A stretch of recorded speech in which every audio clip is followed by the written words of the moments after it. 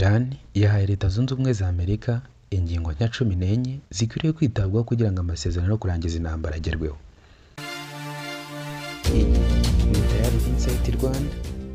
Ni ingingo Perezida wa Amerika Donald Trump yagaragaje ko ari kwigaho ariko bikazaba iby'ubusa Iran niyitwara nabi.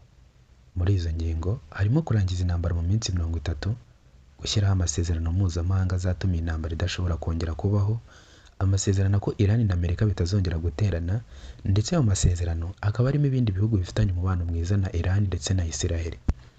Harimo kandi gufungura inzira ya Hormuz, gufungura ibyambu byose bya Iran byafunzwe na Amerika no gukura ingabo za Amerika mu bihugu bikikije Iran.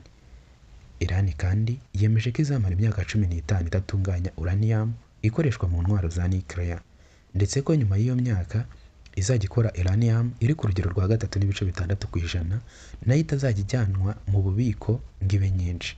Ubusanzwe Iran yakoraga uranium iri ku rugero rurenga 60%, ari nayo ikoreshwa mu ntwaro, ariko 3.6% ni urugero ruto cyane kuko ishobora gukoreshwa mu nganda nini gusa, ariko iyi ni yakoreshwa mu bushakashatsi.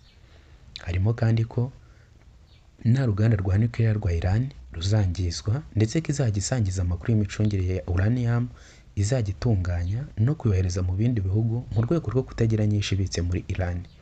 Iran isabwa ko yakurirwaho ibihano nka kimwe mu bisubizo by'uko nayo izaba iretse gukora intwaro za nuclear n'umutungo wayo wafatiriwe ukarekurwa. Iran kandi yasabye kuzagirana ibiganiro n'ibihugu by'Abarabu bigamije kuzamura umutekano mu karere biherereyemo. Izi ngingo zisimbura izindi 10 zari zaratanzwe muri Mata 2026, gusa kuzumvikanaho bikagorana cyane kuko Iran yo ishaka ko habanza gusinwa amasezerano, mu gihe Amerika yishaka ko hafungurwa inzira ya Hormuz mbere y'uko amasezerano agerwaho. Hormuz ni inzira inyuramo 20% by'ibikomoka kuri peteroli ku isi. Kuva iyi nzira yafungwa, Iran yakunze kurasa ku bwato bwikoreye ibicuruzwa byavugwaga ko ari iby'ibihugu by'inshuti za Amerika.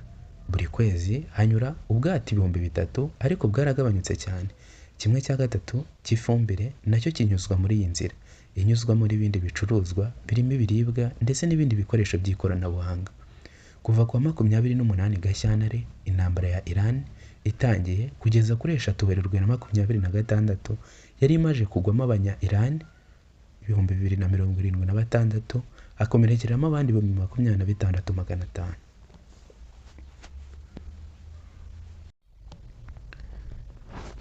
Gusa nubwo bimeze gutyo, ubuyobozi bukuru bw'ingabo za Amerika CENTCOM burahakana ko bumwe mu bwato bw'intambara bwarashwe na misile 2 z'igisirikare cya Iran.